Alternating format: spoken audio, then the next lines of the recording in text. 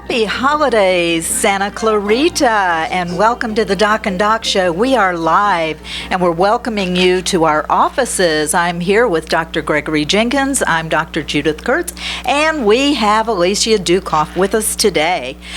It's the most wonderful time of the year for some people. Doesn't it make you want to throw up sometime? That's our discussion today. We're going to talk about sadness and the holidays, and then I'm going to kick it up a little bit because I want to talk about sex in the holidays and how to make it a little bit better, and how to, a lot of people forget about sex during the holidays and they have so much stress. So we're going to talk about that. So it's not going to be all sadness, but we want to address the sadness. How are you? I'm doing good, thank you. Yeah. I thought it was a good topic. I remember one Christmas day, I got called from the hospital to come over for a delivery. And I thought it was, I still remember this girl's name, the baby's name. And the baby's name was Kelsey Noel something. Yeah. And I figured that was smart of the parents. They named the baby Noel something. And every once in a while, I'll see the family. How's Noel? You know? So that was a real happy That was Christmas a beautiful day for me. time. Yeah, lovely. But plenty of times they're not always so happy. No. Right. You know, especially, I mean, I think people who, and I get a lot of calls during the holidays. It's a busy time for therapists because there are family issues, and there are a lot of people who are alone. They've, you know, whether they've been through a divorce or loss of a spouse, and I think seniors especially have a difficult time in the holidays. What do you think? Who are you hearing from? Well, okay, so I think there's a lot of pressure on people during the holidays to be happy. I'm feeling it. And even when you are happy, that pressure alone can make you feel miserable because you're like, oh God, if I'm not walking around with like this sugar and spice coming out of every orifice at all times, then I'm the Grinch. And it's a psychological thing that kind of starts to impact you, even if your life is going great. So, you know, even those on like a higher end of happiness on the spectrum, during the holidays, you're still going to feel that pressure. Add to that, then, people on the other side of the spectrum that something terrible has happened to, or that they are alone. You know, the pressure, the external pressures to be with family, to be with your loved ones. And make everything perfect for the children. Right. There's so much pressure. Perfect. And to have your shopping done. I mean, Thanksgiving and Christmas, they're 24 hours, that's it. But actually, it's not. We've got, Hanukkah, we've got Kwanzaa, Festivus, Christmas, we have all of these holidays. So it's really, today's November 30th, so it's really December 1st through New Year. Well, and we start really early in this country, starting to celebrate. And so you're even in the supermarket and you see Christmas decorations going up day after Halloween. It actually, I think, makes people feel like they have to be this presence, for about 2 months. And it just adds to that feeling. If you are feeling alone, if you are feeling like you don't have somebody, it adds to it for yourself because you're looking around and all you see are like these pictures of smiling kids and pictures of happy childhoods and pictures of happy families. And so it just puts it right in your face if you don't have that. Norman Rockwell sipping hot chocolate by the fireplace with the mini marshmallows. Mom and Dad adore each other and the children are looking.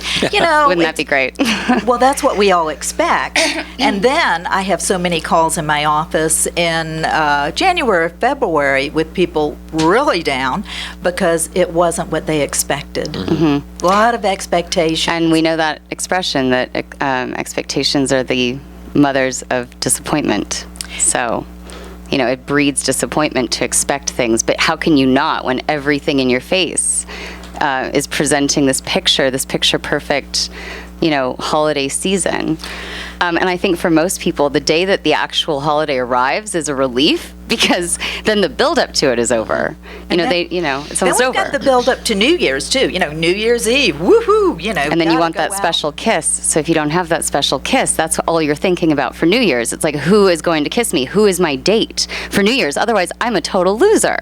So this is what happens. This is the psych talk that happens totally internally, whether you address it or not. But of course, you and I, we see this talk externalized in our offices. Yeah. So I think we have a lot to add to this today. I think we have to blame Hollywood a little bit. Oh, let's blame it a lot. Yeah, a lot. Hollywood. Let's just trash them. Let's add the media in there as well. Movies are not so sad. They're mostly always happy at the holidays. Crazy, happy, love happy. Mm-hmm. And there's always a beautiful ending. Even if there's a problem, there's a great, happy ending. Santa Claus comes in and does everything. Yeah. There's a movie out right now. It's called Moonlight, and it's about two black guys who are drug salespeople. Drug dealers? Drug dealers, yeah. Yeah. And drug salespeople. That's a real PC way of saying that, Dr. Jenkins. I love it. I think that's the quote of the day. You just made. I like that. All you drug salespeople, drug dealers out there. Sounds very professional, doesn't it? Now salespeople. I love it. But that would imply they get taxed, though. So this is perfect. So the movie takes place in Florida, and the one of the black guys is gay. Uh-huh. And he's the gangbang type that he sells the drugs and collects the stuff. So, and all of a sudden it's the stress of the holidays, even though he's gay, and his other partner is not, and the mother's a drug addict.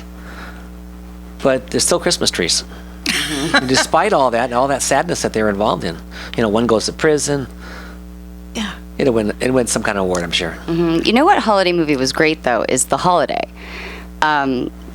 Because it was about relationships, and it was about breakups and unexpected treasures, unexpected new things that we can bring into our lives when we drop the expectations, when we start to get real with ourselves, when we start to see maybe this relationship isn't working out, what are the reasons I'm miserable right now?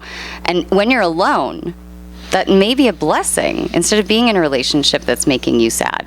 So you want to think about how, if you're alone during the holidays, this is one thing I wanted to add today, is like there's this thing that we do in our profession called cognitive restructuring. Mm-hmm. It's taking what you think is something so negative in your life and actually trying to shift your focus on it to something positive. So those who are alone, maybe think to yourself, the reason I'm alone, and I don't know what the particular reasons would be, but start to think about, you're not with somebody that would be making you miserable. You're holding out for what you want. You're holding out for your true self to be fulfilled and whole, and you want to be making yourself whole first. And if you are alone, I think there's some cool things to do. Number one, you can ignore Christmas altogether, or Kwanzaa or Festivus or whatever. You can ignore it all together and take a trip. Oh Go somewhere. Bahamas. Slip out the back, Jack, get Christmas out under a palm tree. and have read a book, take some naps, or really get into an exercise program, because everybody January 1st is going to be, fat and starting to join the gym and all that. So you're going to be looking fine by then. You're going to give yourself something really special. Reading a good book, meditating, having some fun, giving yourself that gift of finding who you are and what you want. You know what people do? One of the worst things people do during the holidays is they have sex with the ex.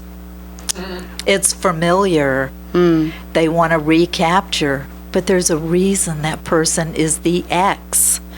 Don't do it. Don't have sex with the ex. Not a good idea. And you think that they're led there based on the fact that the external pressures to be with somebody are making them feel that much more lonely? Absolutely. He's sitting there going, yeah, me. Hello. Hi. Right here. Party one. Last night? Last year. Oh, last year. And never again, right?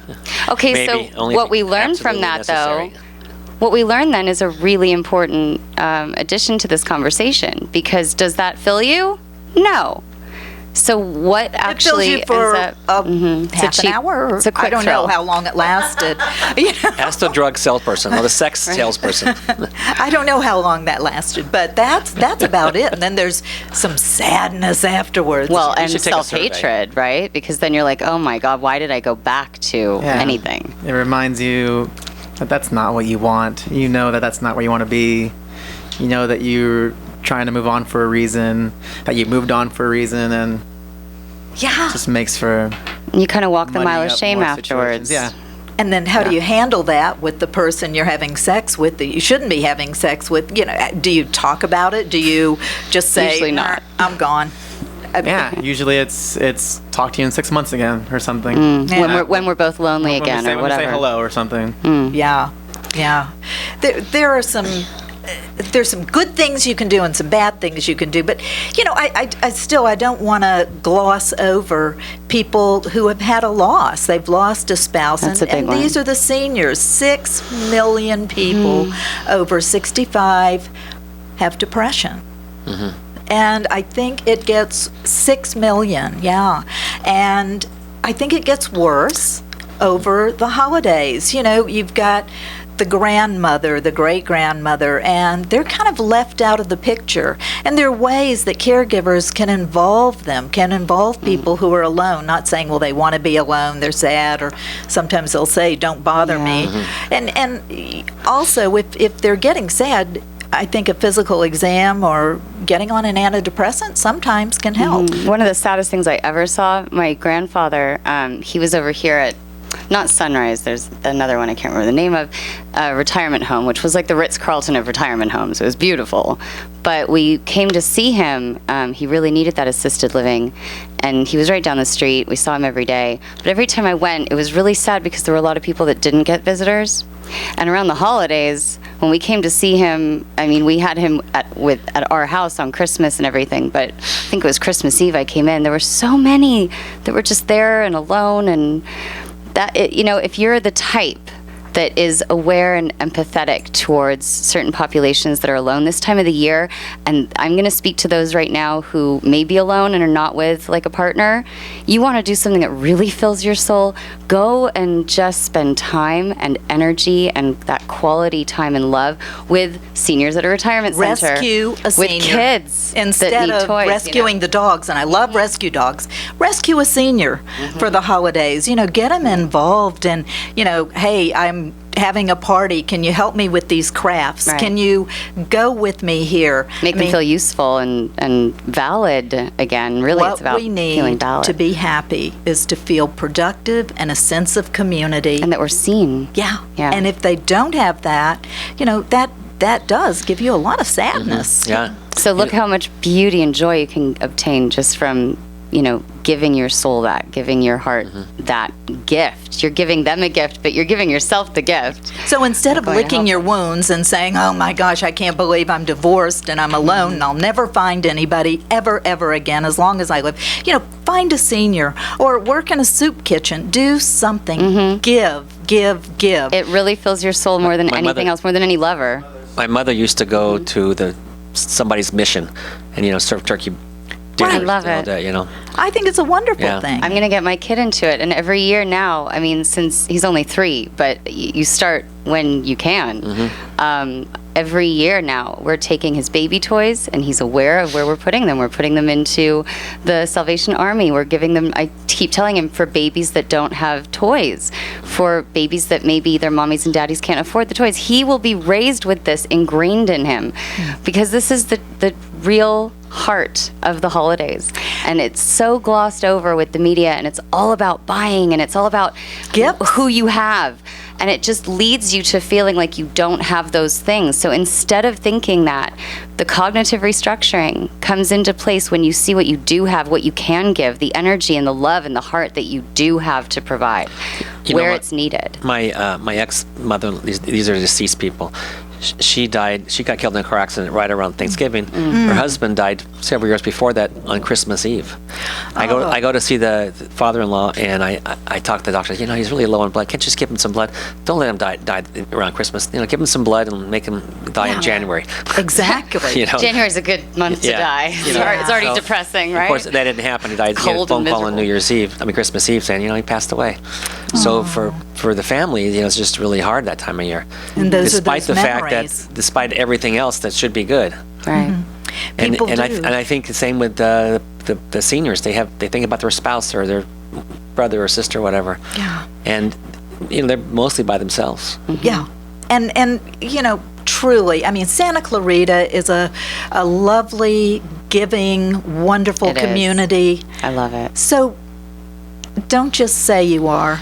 Do it. Do it. Get a senior, adopt somebody. The homeless rescue. shelter out here is a beautiful place to volunteer. I mean, beautiful. I used to volunteer there when I worked at the Signal. I worked at the Signal for 3 years as a writer.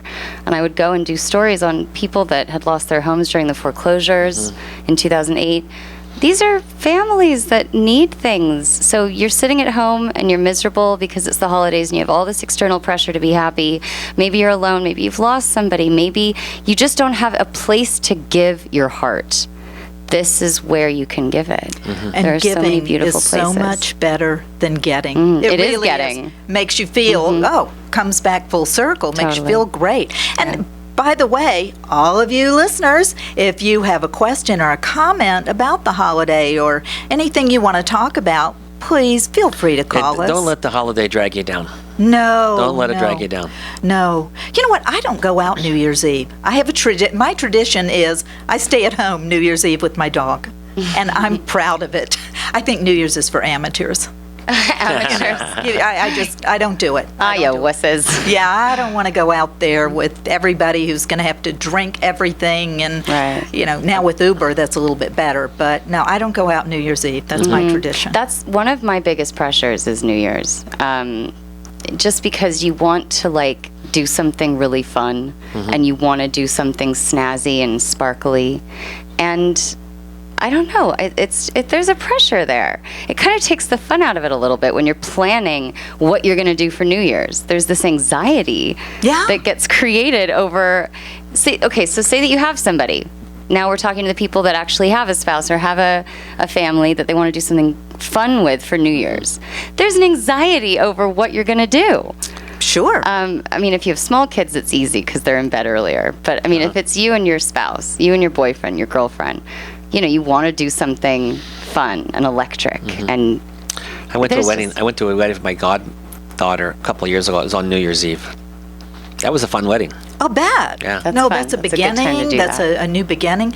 Do you know that I looked up some statistics, and people have, I don't want to say the worst sex, but they hook up with people they shouldn't more on New Year's than any day. And that's because of the pressure and the romantic stuff and that kiss that's supposed That to be kiss. amazing. Right. Oh, the midnight kiss. The midnight That's what I'm kiss. saying. That's what people who don't have somebody are freaking out about. Yeah, and sometimes you're in a party and you're looking.